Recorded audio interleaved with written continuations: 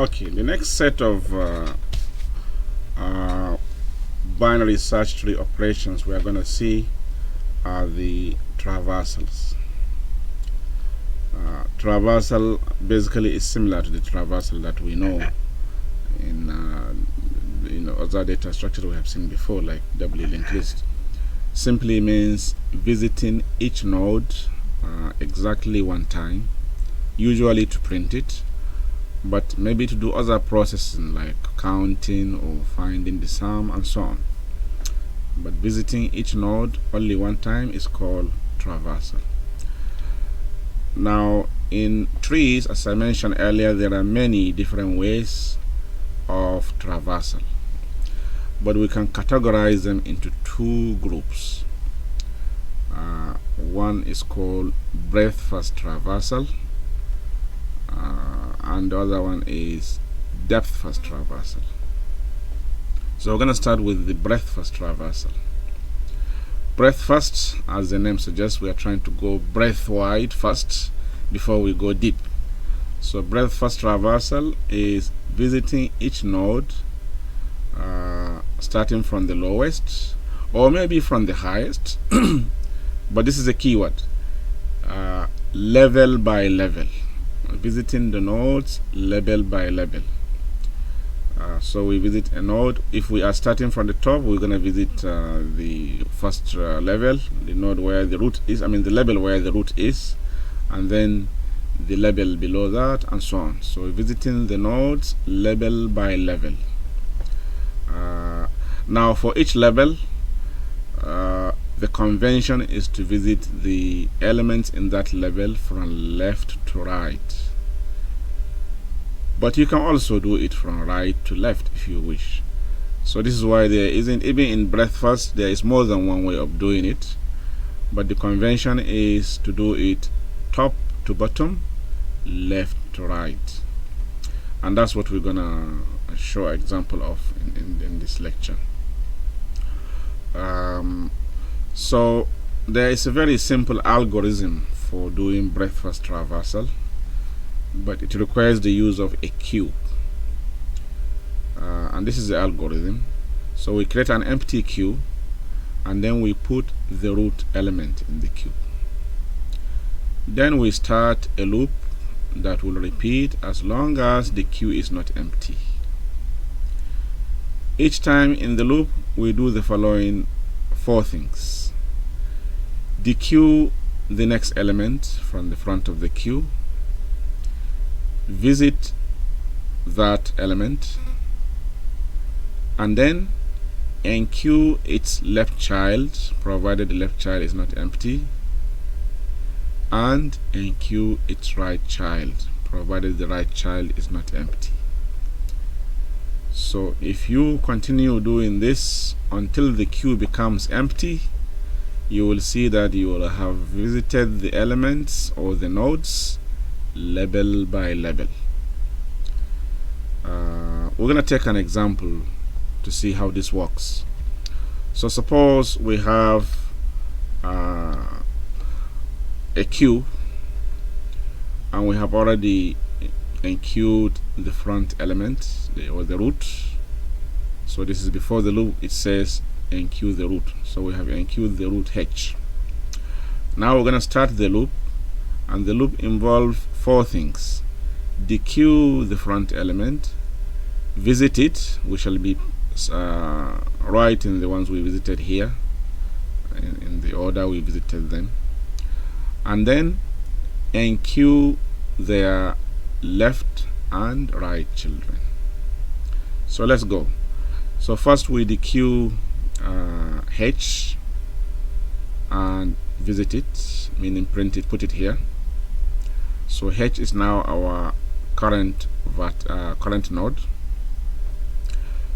Next is to enqueue its left child, which is D, and then its right child, which is L. So this is what you have: D and L are enqueued in the queue. Then we go back to the beginning of the loop, dequeue D and visit it and make it to be your current node.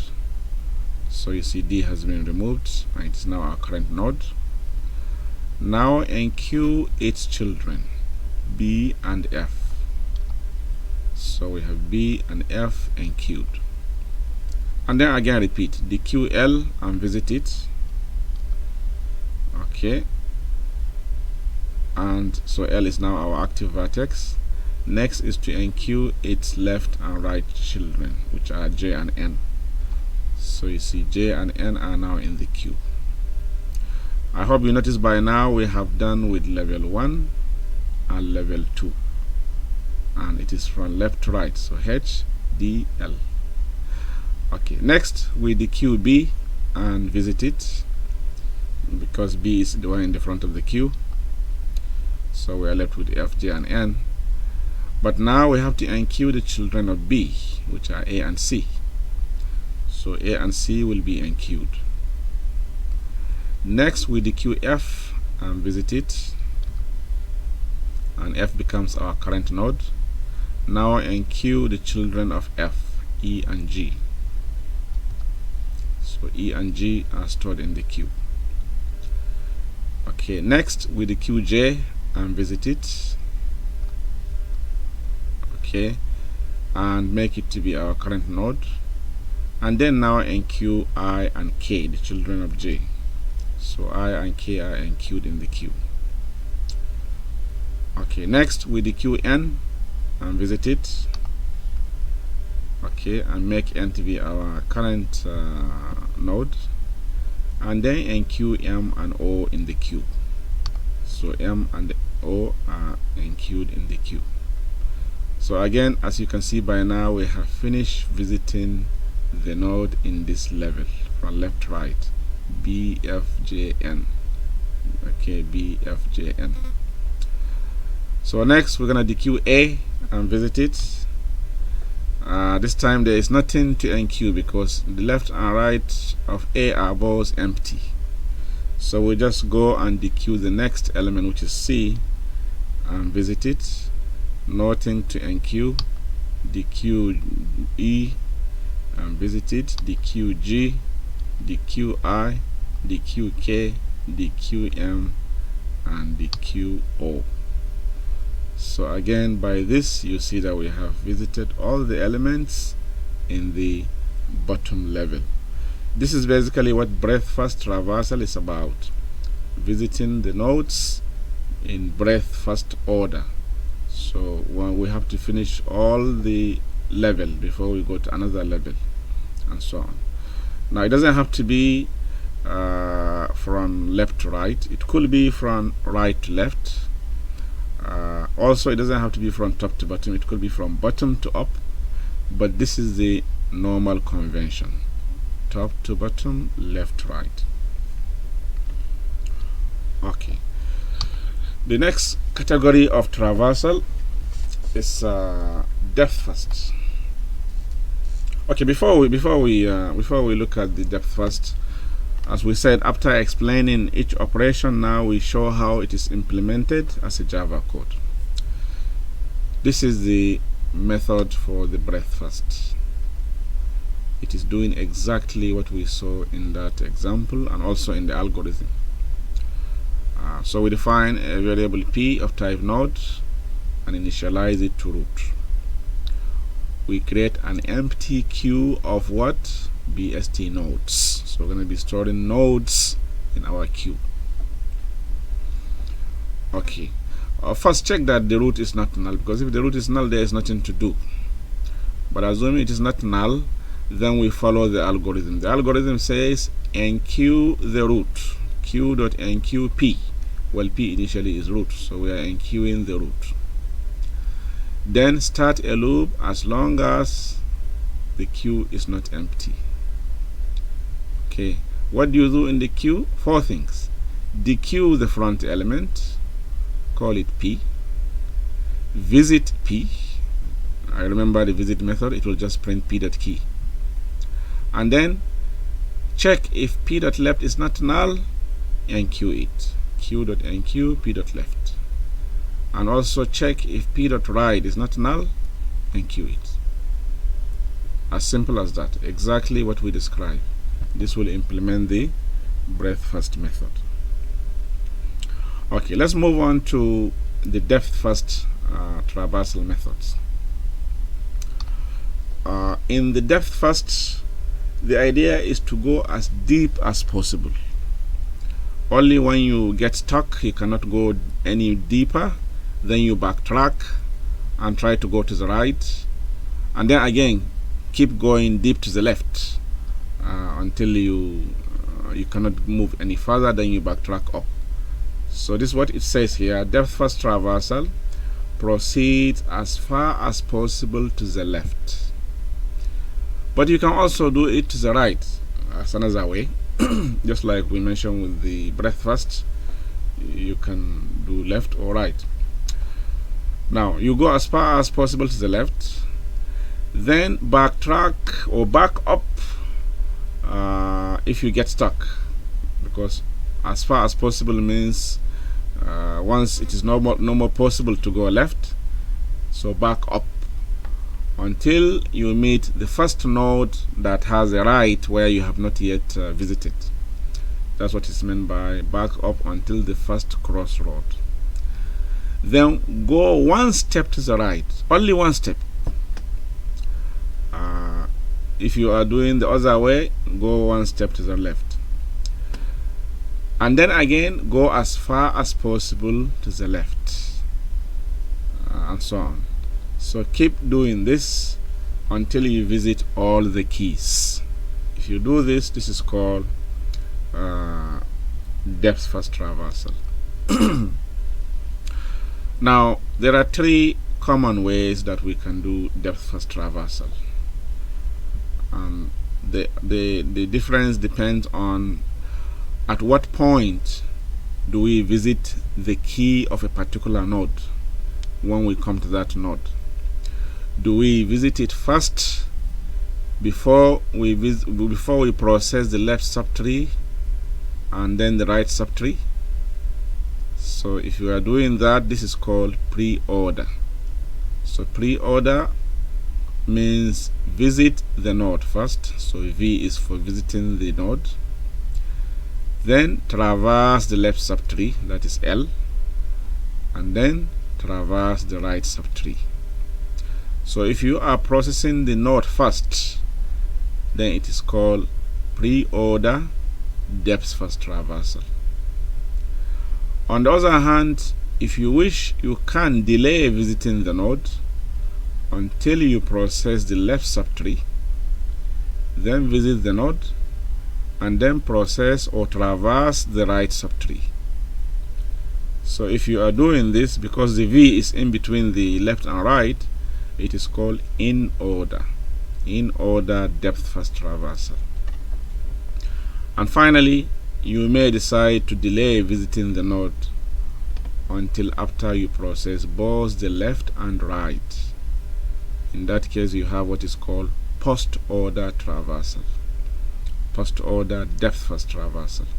We're going to show an example of how to do each of this, and you are expected to know how to do it if you are given a tree.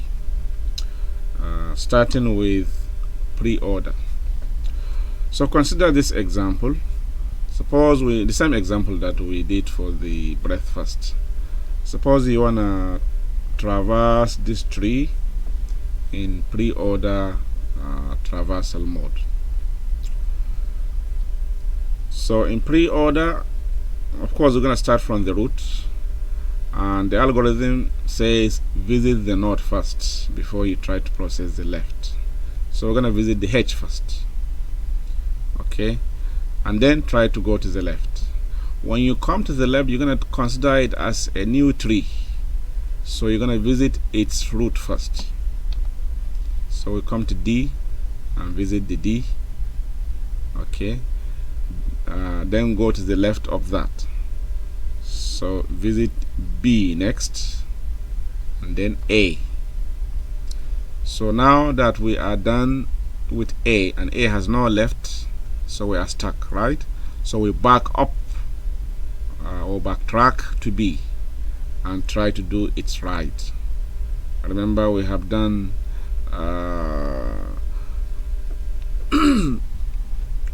we have visited the node itself already. We have visited B, and now we are done with its left, which is A.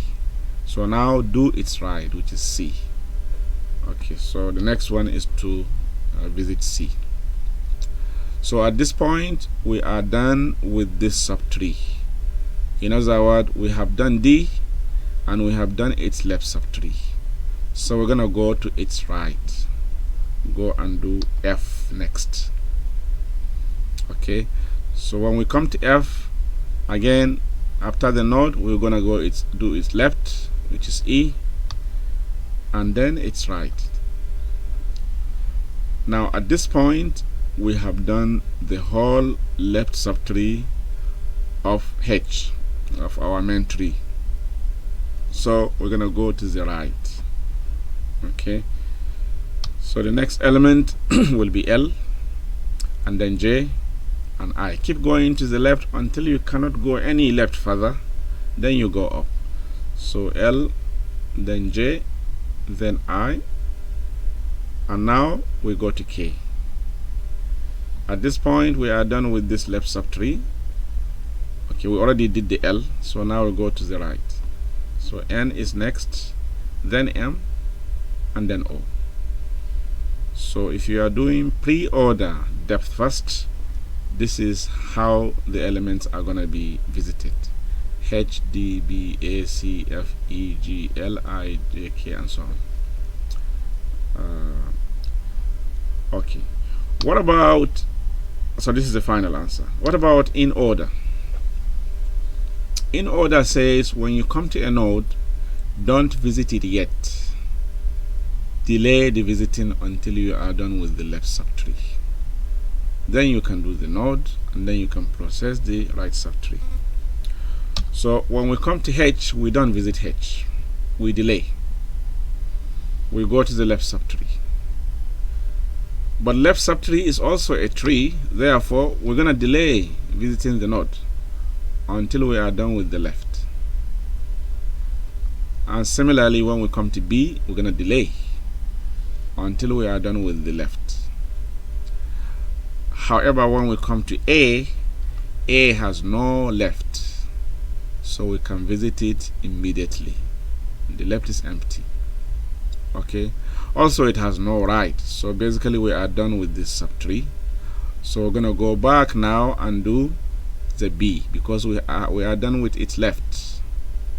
Okay, so we go back to B and visit it. Okay, because we are done with the left. Now we go to the right.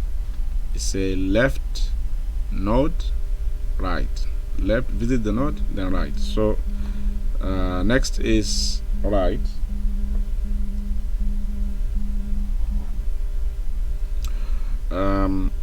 Okay, so once we are done with that, it means we are done with the left of the tree rooted at D.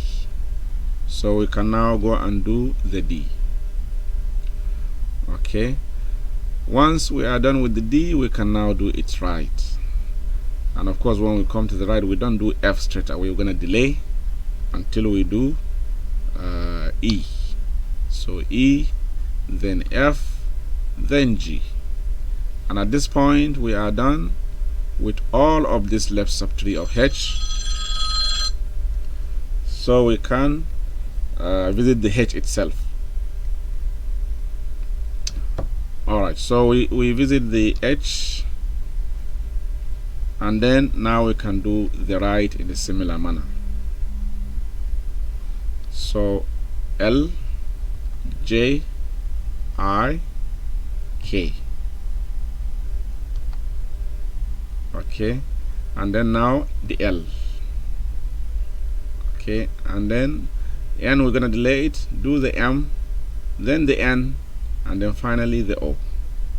So this is called in-order traversal, where you delay visiting the node until you are done with the left.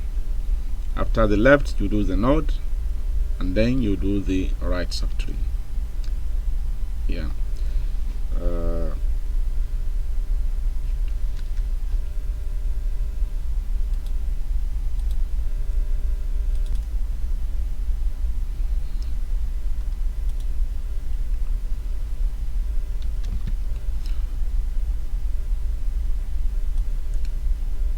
Okay, the next traversal is called Postorder Traversal. As I explained earlier, it means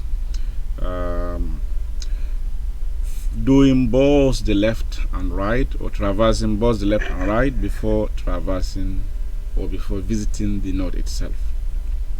So we're going to repeat the same example, this time with Postorder Traversal.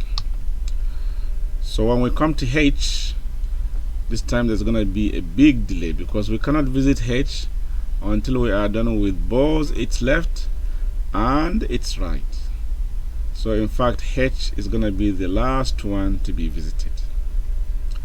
Okay, so we go to the left, and again we're going to delay D until we are done with both its left and its right. Okay, so go to the left, we're going to delay B until we are done with both A and C. However, when we come to A, we will visit it because it has no left or right, they are both empty. Okay, so now we are done with the left of B. We cannot visit B yet, we have to go and do its right. So we're going to go to C and visit it because it has no left or right. So finally we can now visit B because both its left and right are done. Okay, now having done B, it means we are done with the left of D, so we can go to its right.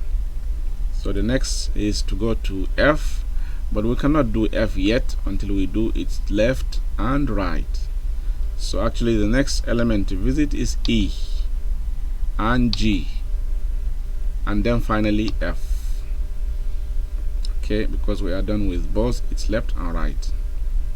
So at this point we are done with both the left and right of D, so we can now visit D.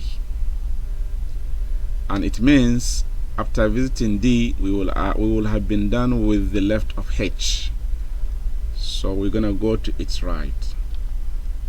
Okay, we cannot do L until we are done with both its left and right. We cannot do J until we are done with both its left and right, but we can do I because its left and right are empty. Having done that, it means we are done with the left of J, so go and do its right, which is K. And then after doing K, we can now do J because both its left and right are done. So again, after doing J, we are done with the left of L, so we're gonna go and do its right, N. But N cannot be done until after M and O. Okay, so having done that, we can now do the N. And after doing N, it means we can now do L because both its left and right are done. And finally, at last, we can now do H because both its left and right are visited. This is what is called Postorder Traversal, and this is the final output.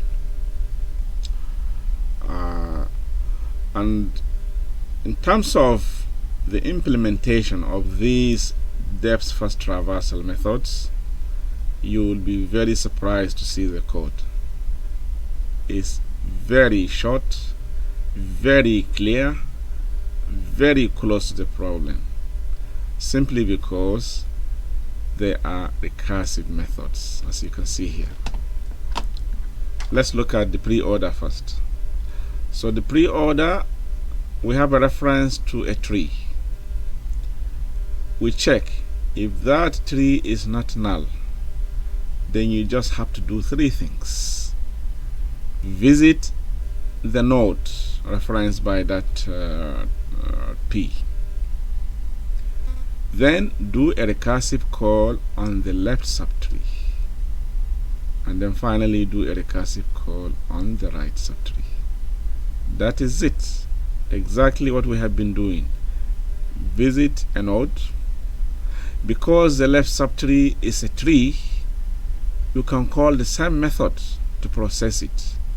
by just doing a recursive call. This is very similar to what we saw when we were doing recursion, that recursive call takes care of solving the bigger problem. Yeah, and interestingly, the rest of the methods are obtained by simply deciding at what point you do the visiting. So for the in order, the visiting is done in between processing the left and processing the right, and post order is done between, or rather after both left and right are processed. Yeah, so this method looks very short, but actually they do the job, as we shall see later when we look at the code. However, like all recursive methods, we need auxiliary methods to provide the initial value for P. So here are the auxiliary method corresponding to each of these traversal methods. So the preorder, simply call the recursive one with root as the initial value of P, and similarly for the in order, and similarly for the post order.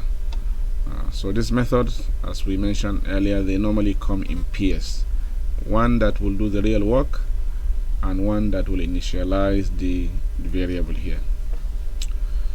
That is about traversal methods. Next, we're going to look at insertion. We have two more operations to look at: insertion and deletion.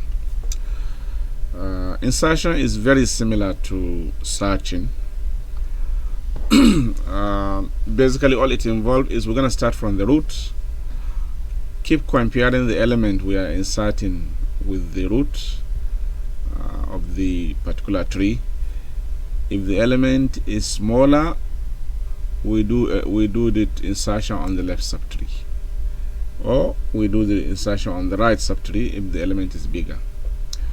Keep doing that, going left or right, until you find an empty tree. At that point, just replace the empty tree with a node containing your new element. The best way to see this is with an example. So suppose we have these keys to use to create an empty to create a BST that is initially empty. Okay, this diagram from the book shows how this can be done. So 15, of course, is the first element, so our tree is null, so just replace the null with the 15.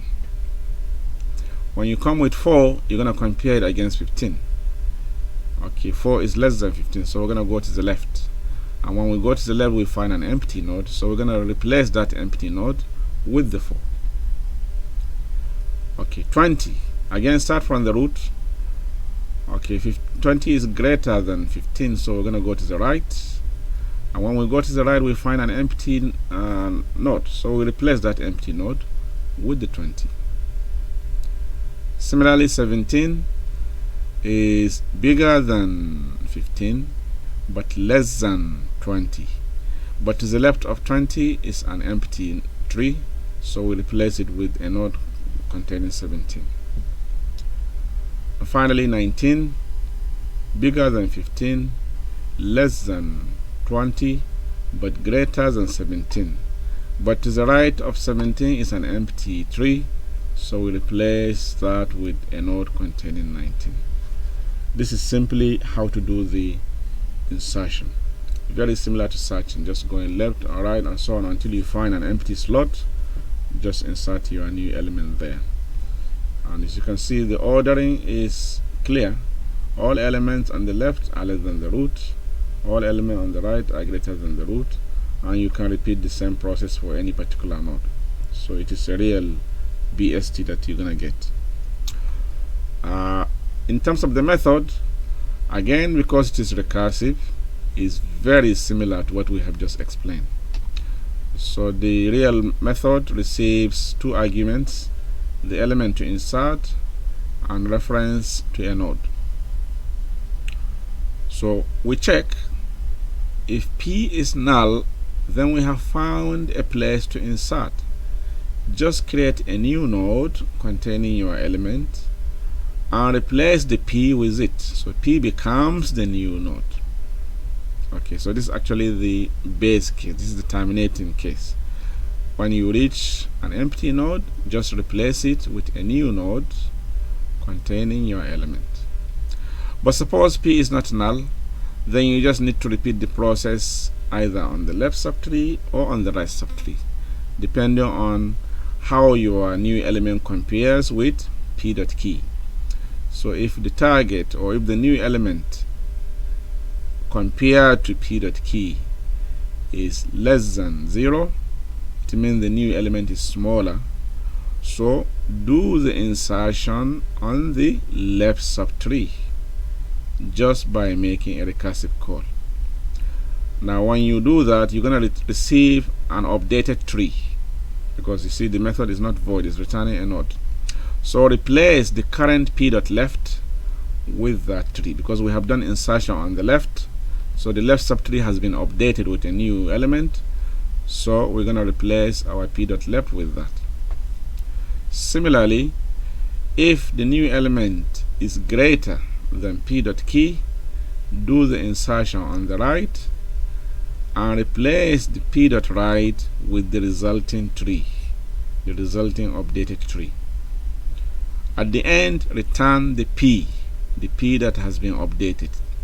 Eventually P will be updated with the new node, so return it. As simple as that. But again, as usual, we need an auxiliary method that will give the initial value of P. The initial value of P is root. So once we get the result, we're going to update the root with that updated tree. This is the insertion. The final operation that we shall study is deletion. Now deletion involves 3 cases. There are 3 cases for deletion. 2 of them are very easy, and 1 of them is not trivial. The first one is if the node being deleted is a leaf node. This is very trivial, as we shall see. The second case is if the node being deleted has only 1 child. Again, this is easy to do.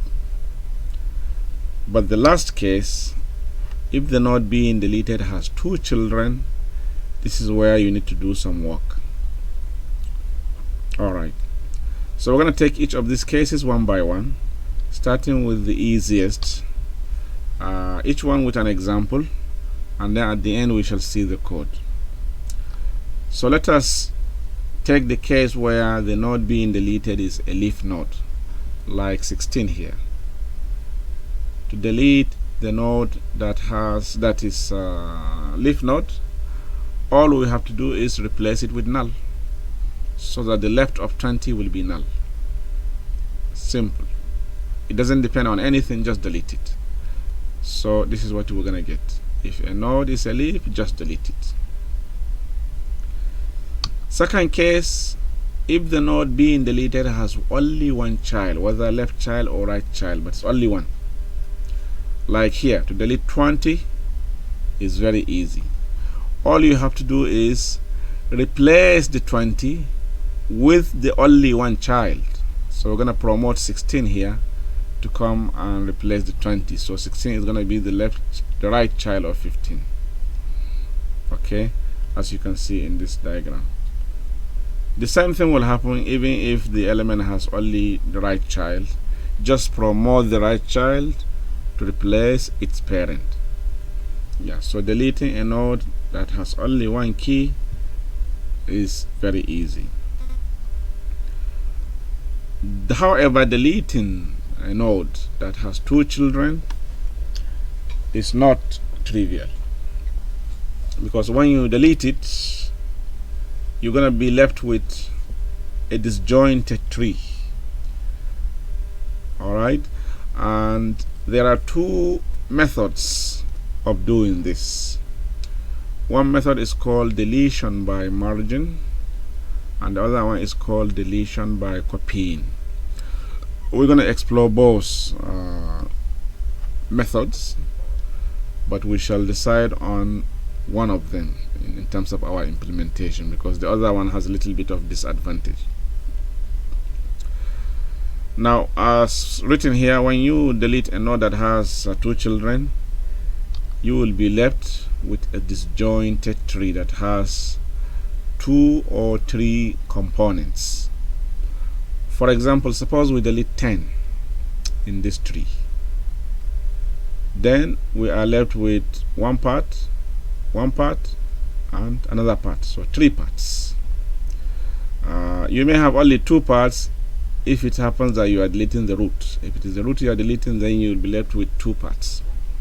The question is, how do we join these 2 parts to form the tree back? Right, so in deletion by margin, there are 2 options that we can follow. We're going to see both of them. The first one, option 1, is where we merge the left subtree onto the right subtree onto the left. So merge onto the left subtree. Okay, so in this case what we do is we're going to promote the left to replace the parent. This is step 1. Promote the left subtree to replace the deleted parent. So you have something like this. 5 will be moved up to take the place of its parent that was deleted. So we are now left to merge this right onto the left. This is what the option is about. Merge onto the left. What do we merge onto the left? The remaining right subtree. Now, in this case, the left is having only one node, so that is the only place we can join the right subtree. But what if it has more than one node? Where are you going to do the margin? You do the margin on the largest element on the left, which obviously is going to be the rightmost element. This is what we are saying here in step 2. Merge the right subtree to the rightmost node of the promoted left. The rightmost node.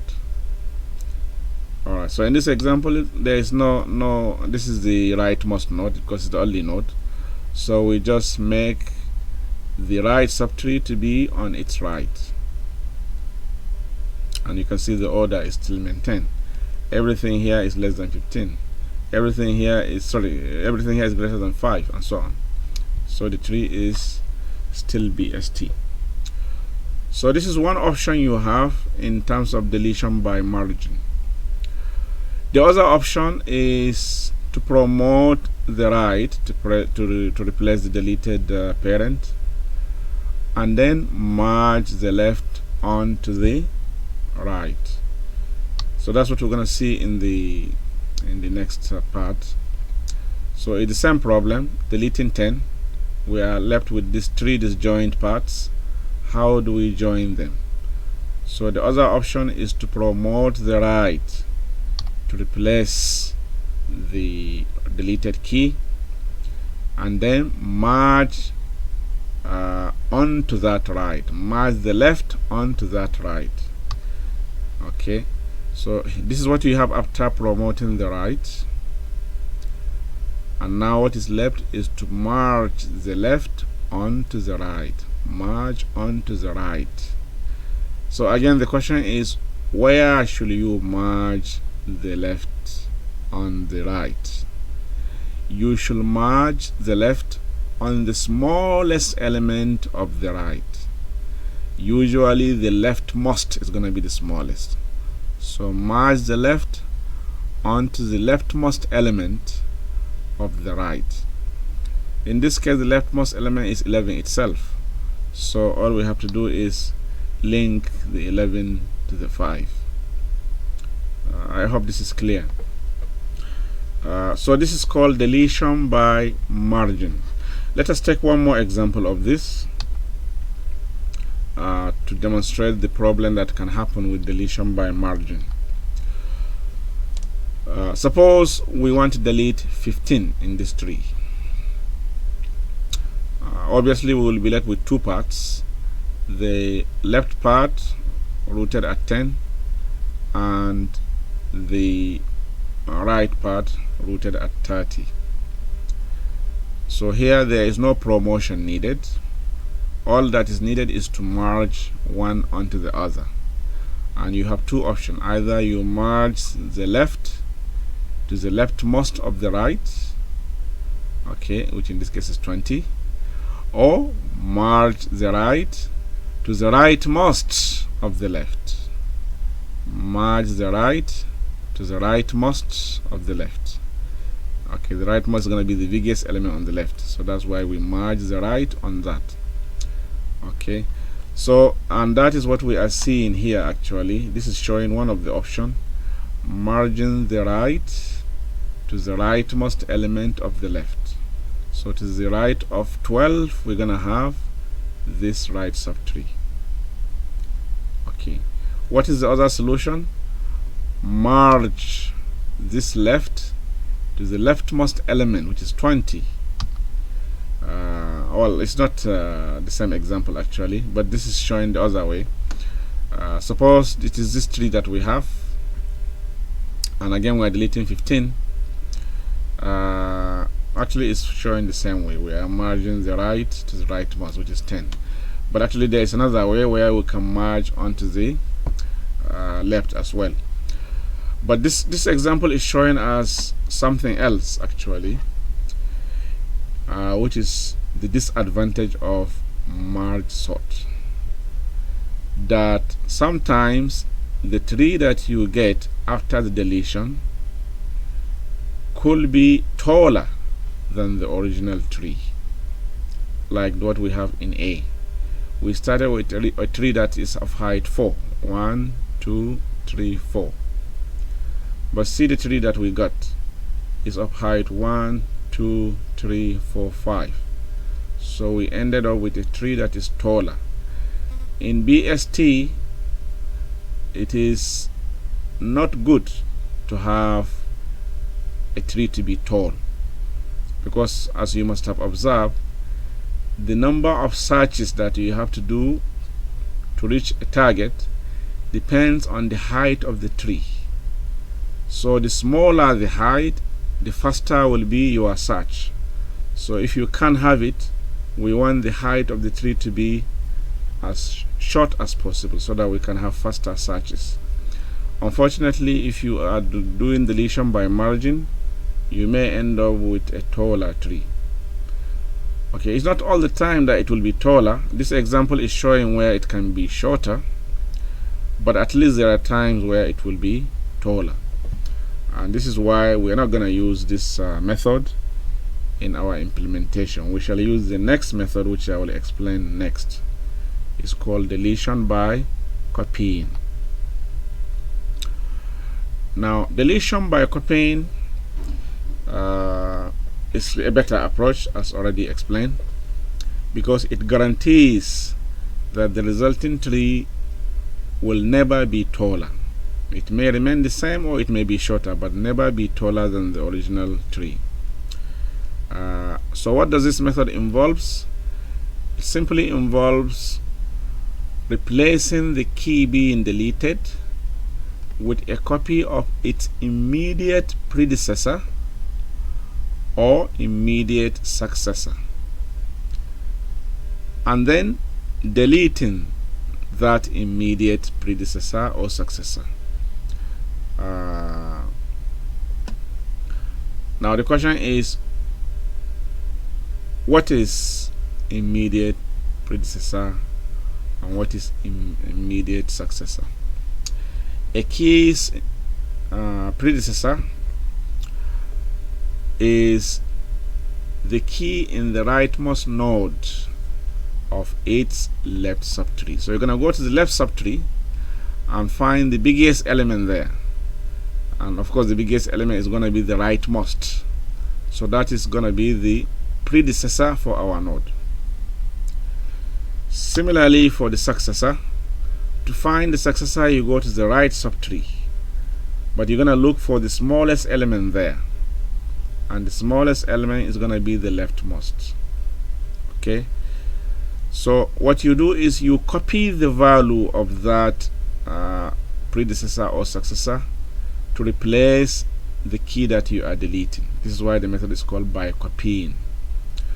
Now once you do that, now you have to go and delete the predecessor or the successor itself. So the problem becomes a problem of deleting the successor or the predecessor, depending on which option you have chosen.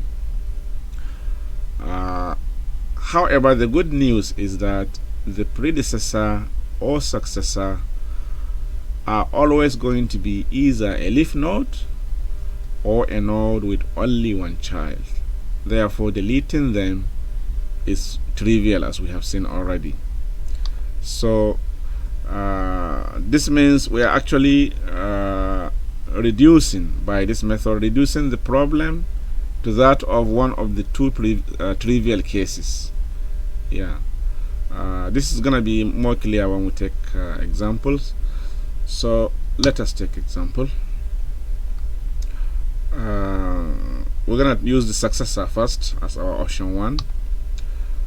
So replace the node to be deleted in the following example with its immediate successor. Okay, so we're gonna delete 7. So you're gonna ask yourself, who is the successor of 7? Successor, we're gonna find it in the right subtree. So you're gonna go to the right. The smallest element on the right is gonna be the successor. How do we find the smallest element on the right? Keep going to the left, the leftmost, which in this case is 8. We cannot go any more left than 8. So 8 is the successor of 7. So what we do is we copy the value of 8 and put here in place of 7. And now try to delete the 8. As you can see, deleting 8 is easy because 8 has only one child. So we just promote the child to replace the 8, which is 9, to replace the 8. Okay, so this is what you're gonna get if you follow this approach. Okay, just to show you that successor is always gonna be either a leaf or a node with only one child. Take any node you like. For example, let's take 2. What is the successor of 2? Go to the right and find the leftmost element. See, the leftmost element is 3, which is a leaf node. Similarly, if you want to find the successor of 4, go to the right and find the leftmost element, which is 5. So any node you take, its successor is going to be either a leaf or a node with only one child. Therefore, after you copy that successor and replace the node, deleting the successor itself or the predecessor becomes very easy. Let's take the other option. Suppose we want to delete the same 7, but this time using the predecessor. So what is the predecessor of 7? To find the predecessor, you go to the to the left and find the biggest element there. How do we find the biggest element? Keep going to the right. The rightmost, which in this case is 6, is the predecessor to 7. After 6, then 7. So 6 is the predecessor. So copy the 6 to replace the 7 and then delete the 6. Again, as you can see, 6 has only one child, which is 5. So deleting 6 simply involves promoting 5 to replace the 6. So this is what you end up with. This is what is called deletion by copying, and it is the method we're gonna implement as a Java code, as we can see here. So the method is recursive. It receives the key to be deleted and reference to our tree, initially the root. Okay, so what do we do? Of course, if the p is null, it means our tree is empty, so there is nothing to do, just return null. Otherwise, we're gonna try and find the delete node. Which node has this key? So it's similar to searching. We're gonna keep going left or right until we find the one to delete. So we are checking here if the target compared to p.key is negative, it means the target is smaller. So do the deletion on the left subtree just by making a recursive call. Delete the element from p.left. Similarly, if the target compared to p.key is greater than 0, it means the target is on the right. So do a recursive call on the right to delete the element. So this recursive calls will continue until we found the element. This else means p.key actually is equal to element. So we have found the target. Now after finding the target, we have to ask, is it one of the trivial cases or not? So this is what we are doing here. If p.left is null or p.right is null, then it is either that our node being deleted has only one node, only one child, or in fact it is a leaf node, because this or could be both are null. So it could be a leaf node or one of them is null. So we need to check further. If it is p.left that is null, then all we have to do is promote p.right to replace our p, because p.right is the only element left. So make it to be our p. Similarly, if it is p.right that is null, then promote p.left to replace the p. Okay, so this actually will work both for the case where we have a leaf node or only one child. But in case none of this is true, it means we have a node that has two children. So this is where we handle it. The first task is to find either the successor or the predecessor. Of course, in a Java code, we have to decide on which one we want to do. We cannot do both. Okay, so in this code, we have decided to do the deletion using the successor. How do we get the successor? Is by finding the minimum element from p.right. So there is a small method. We're going to see it later when we look at the full class. There's a method called get minimum node from a certain tree. So if we call that method with p.right, it will return to us the reference to the successor of the node p. Basically, it's going to keep going to the left of the right, keep going to the left, keep going to the left. Maybe I can show you the method right away, since we have the BST class already open here. Where is the get minimum node? This is get minimum node. So it receives a tree, and it says as long as p.left is not null, keep going to the left. Temp becomes temp.left. If temp.left is still not null, temp becomes temp.left. So basically it keeps going to the left until it finds a temp.left that is null. So at that point it returns the temp. Yeah, so it's returning the leftmost element in the right subtree. Yeah, so once we have that, then the process is very easy. All we have to do is copy the key of that successor.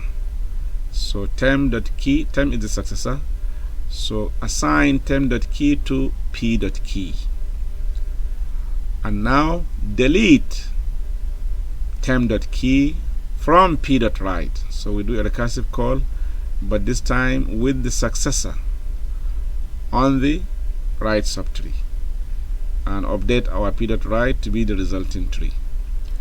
Yeah. So this is basically how the deletion method is implemented, and this brings us to the end of this binary search tree lecture. Thank you.